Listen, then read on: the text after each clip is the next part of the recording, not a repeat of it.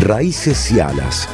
Conversaciones de medianoche sobre la vida, las resistencias y la patria que soñamos. Estamos en comunicación con el compañero Fede Villanueva, que es el que hace esta columna internacional y hoy nos tiene una sorpresa. Hola Fede, ¿cómo te va? Hola Marce, ¿cómo estás? Hola a toda la audiencia, acá desde la República Oriental del Uruguay, más allá de que la semana pasada cumplí con mi palabra y estuve en la Argentina y salimos en el estudio de la gloriosa radio de las Madres de Plaza de Mayo. Ya cumpliste. Ahora podés estar un año más de joda en Uruguay. No, nos vemos el mes que viene, pero bueno, continuando con lo que iniciamos la semana pasada, que es un ciclo de invitados internacionales, de compañeros que le iniciamos por todo lo alto con la diputada nacional del Pacto Histórico de Colombia, del presidente Petro, una de las espadas del presidente Petro, la compañera Mafe Carrascal, una entrevista que tuvo mucha repercusión en toda la patria grande. Hoy tenemos también otra gran figura de nuestro continente que yo lo voy a presentar en orden. Primero es mi amigo, además es un compañero, además es un tipo que es hincha de Peñarol, así que está de este lado del mundo y de la vida. Bueno, ahora es senador también, de hecho hasta hace unos días estaba en mandato y es legislador hace muchísimos años, es una de las principales figuras del Frente Amplio, la principal fuerza política del Uruguay. Aquí está mi amigo Rafael Michelini, que ya nos saluda desde Montevideo. Bueno, un gusto, Federico, por supuesto, la amistad por encima de todo. Estamos acá, primero para saludar la jornada cívica que tuvieron ayer. La verdad que me quedé hasta ciertas horas de la noche viendo los últimos resultados. Está bien, es la provincia de Buenos Aires, no es todo el país. Está bien, no se jugaban, digamos, algunos cargos que se van a jugar ahora en octubre, pero realmente la jornada fue absolutamente pacífica, la jornada fue ejemplar y notoriamente hubo un freno por lo menos un mensaje de la opinión pública de un freno a las políticas de ajuste de Milei, ¿no?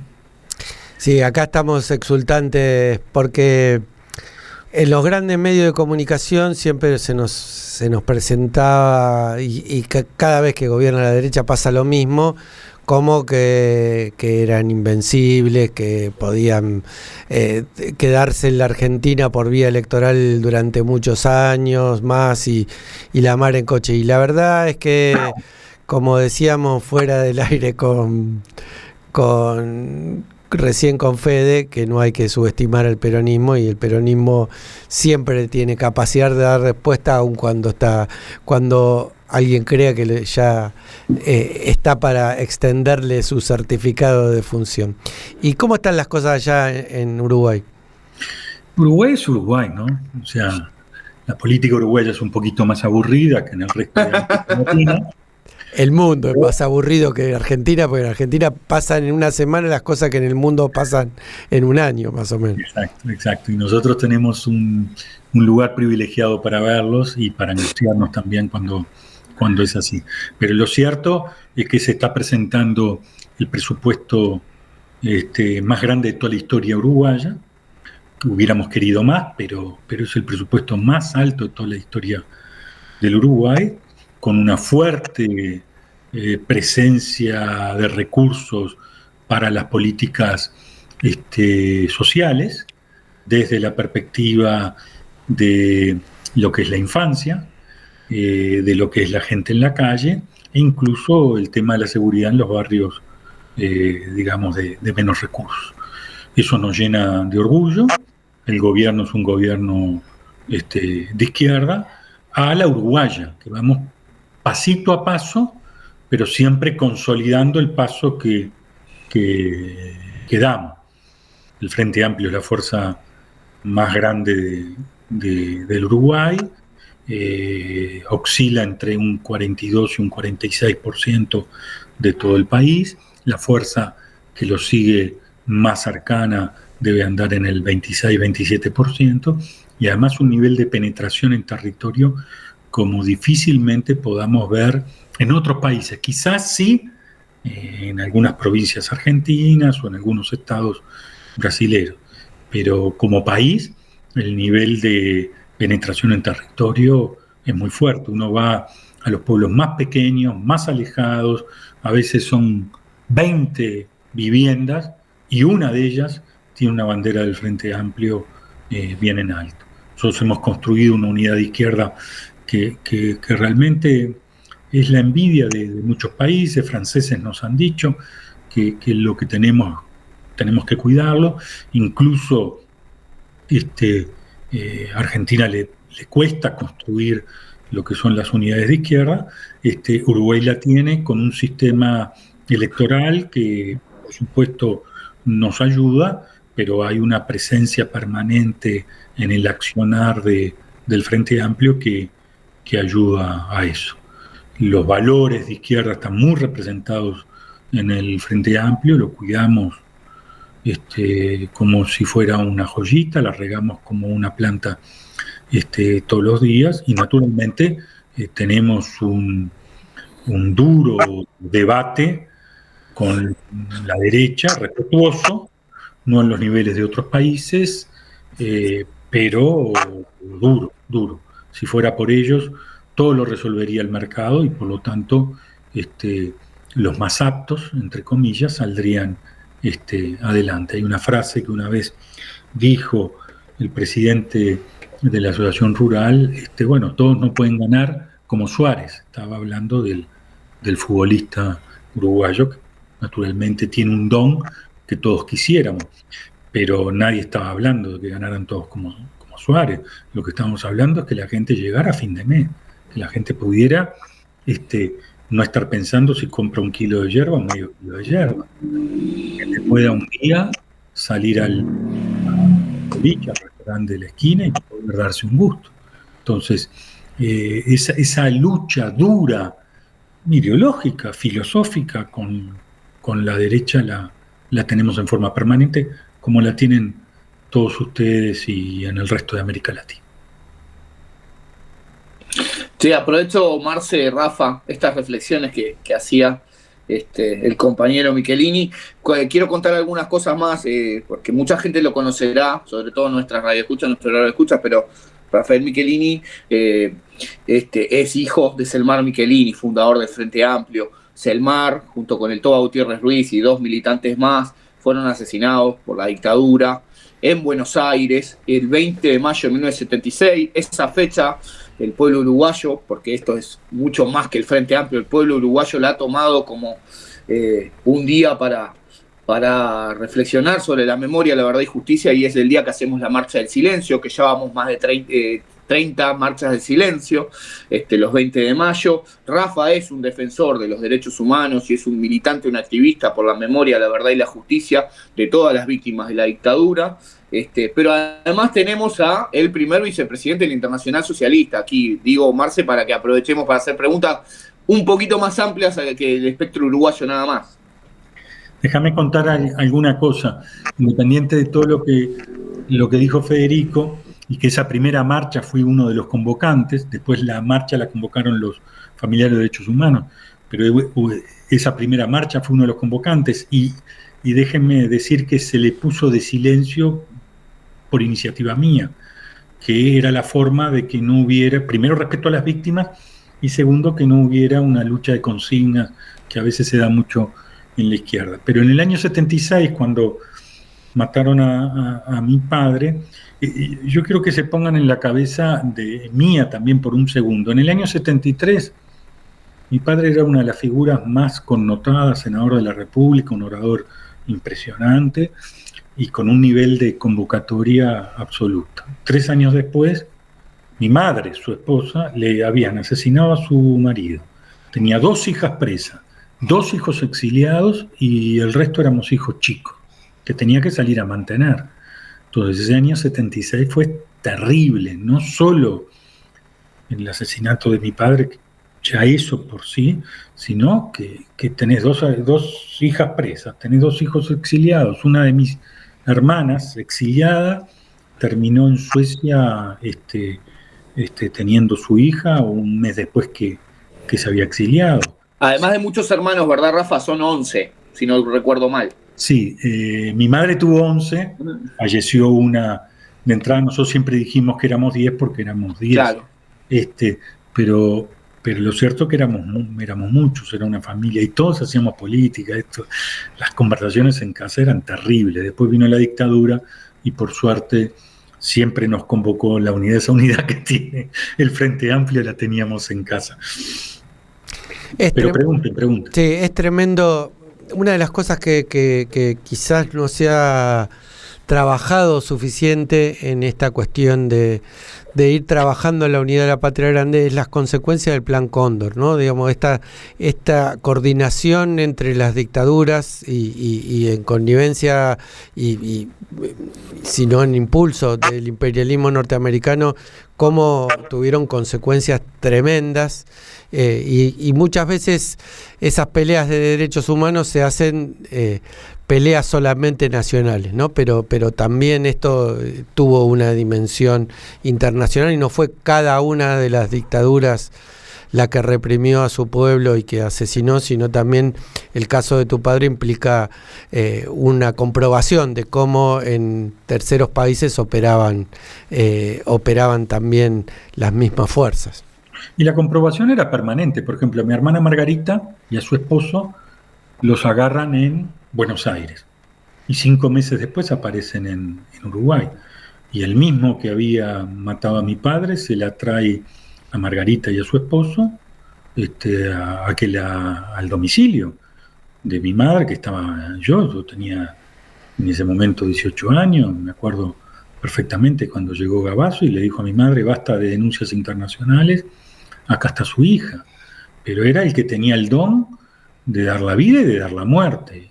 Y ese Plan Cóndor, ese mismo año lo vimos en reiteradas oportunidades. También estaba la resistencia de la gente, y la resistencia también era internacional, porque mi hermana y su marido, cuando los secuestran en Argentina, dejan al hijo, a su hijo de 1 año y medio, en la portera de ese edificio, que nosotros no sabíamos la dirección.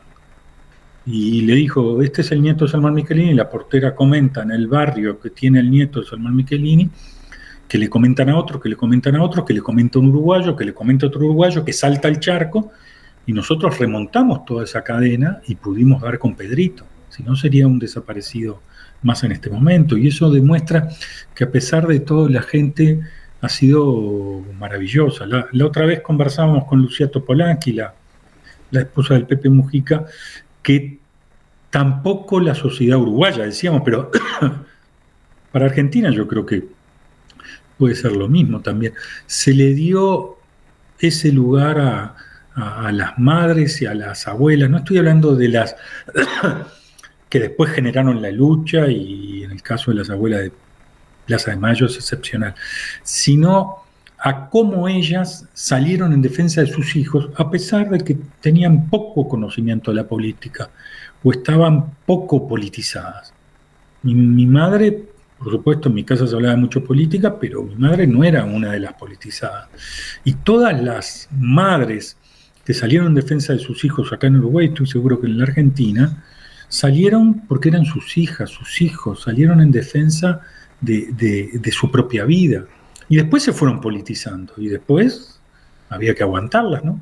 Pero también hay que hacer un homenaje a esa resistencia que hubo de familiares que tenían poco desarrollo político, digamos, poca preparación política, pero dieron muestras de una heroicidad, de unos gestos, de unas épicas increíbles. Lo saco de esos temas, hago un giro de 180 grados y me vengo a ahora. Rafa, Marce, estoy viendo con mucha preocupación en América Latina una doctrina Monroe recargada con todos los movimientos de Trump, este repliegue internacional que hace, Marco Rubio como figura principal de esto del stick and carrot, del palo y la zanahoria, pero parece que las zanahorias son solo para dentro de Estados Unidos y los palos son para afuera. Me preocupa mucho porque en su propio plan de estrategia militar, si se quiere, y de política exterior están planteando esto que les decía, replegarse de Eurasia, Europa y Asia y de esas zonas de influencia donde ya no tendrían que estar, claro ejemplo el de Ucrania, pero cada vez más tratar de que esto que les digo, doctrina Monroe, del presidente Monroe de 1823, que cumplió 200 años, hace 2 añitos, que decía que América Latina era el patio trasero y el área de influencia de los Estados Unidos y que por tanto ellos tenían derecho a decidir y definir por nosotros. ¿Qué reflexión les merece? ¿Qué ven que está pasando, Rafa primero, después Marce? Sin duda de cuidado, ¿no? Hay que resistir. Esto también va a pasar. Hoy no hay ningún emperador romano que viva. Esto también va a pasar. Pero lo cierto es que es una situación de cuidado. Primero, porque da la sensación que algunos de los países que tienen gobiernos progresistas no van a repetir a la brevedad. No quiero nombrarlos porque no quiero dar mal el mensaje, pero hay algunos países de gobiernos progresistas que uno piensa que no van a renovar el mandato. Segundo, porque Brasil depende mucho de la fuerza, de la energía o hasta de la salud del propio Lula, que es un faro en América Latina, más allá de que yo estoy muy orgulloso del Frente Amplio, nadie puede dejar de reconocer lo que significa un Brasil a la izquierda o un Brasil a la derecha. La tercera cosa es que Estados Unidos ha generado la diplomacia de las armas. ¿Qué hace esa flota ahí frente a Venezuela? Tal cual. O sea, si quieren proteger el territorio norteamericano, que hagan un círculo de submarinos y transatlánticos frente a las costas americanas y nadie podría decir nada. Pero a pocas millas de Venezuela, aunque después no pase nada, o también es terrible, ¿no? Que tirás 2 misiles, matás una cantidad de gente que supuestamente llevan droga, pero nadie lo verificó, nadie lo confirmó, nada. Entonces, yo creo que hay que tener mucho cuidado y además, independiente que yo soy a favor de los diálogos y que Putin y Trump hablen, independiente de que uno piensa que ahí se discute mucho más que el tema Ucrania, lo que no quisiera es que estén definiendo el futuro de América Latina sin que yo esté sentado ahí, sin que América Latina tenga un asiento de privilegio para también nosotros poder determinar nuestro futuro. Yo diría que es un momento de mucho cuidado, Federico. Bueno, nos quedan 2 minutitos de programa, me dice producción. No quiero terminar el programa, Rafa, sin que nos digas que nos des una opinión. Igual quiero decir esto, fue la independencia de Brasil y vi a los bolsonaristas con la bandera de Estados Unidos, como en Argentina estaban los fanáticos de Milei y el propio Milei con la bandera de Israel, y ese es el cipallismo de la derecha, y por eso felicito al pueblo bonaerense, como vos empezaste, Rafa, también por el contundente mensaje que dieron desde las urnas.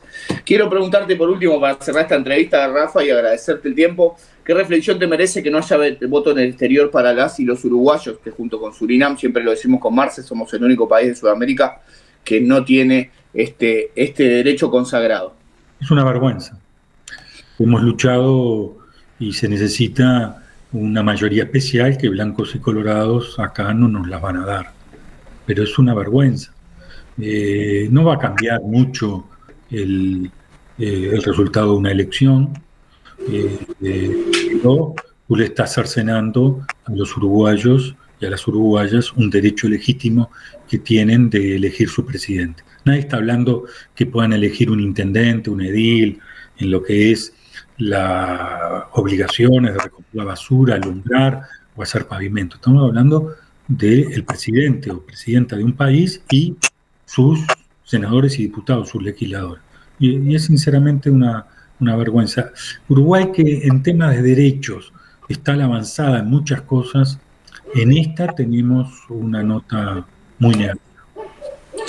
Bueno, un abrazo enorme. Marce, querido, Rafa, déjenme dedicarle este programa a Esther Villanueva Sequeira, que está en el cielo, que es mi mamá y que hoy era su cumpleaños, maestra, militante, y yo me crié una defensora de la educación pública en los pasillos de AEMO Montevideo. Bueno, salvo el hijo, el resto, una maravilla. No todo se puede hacer bien. Bueno, saludos a todos y a toda la audiencia. Muchas gracias, compañeros.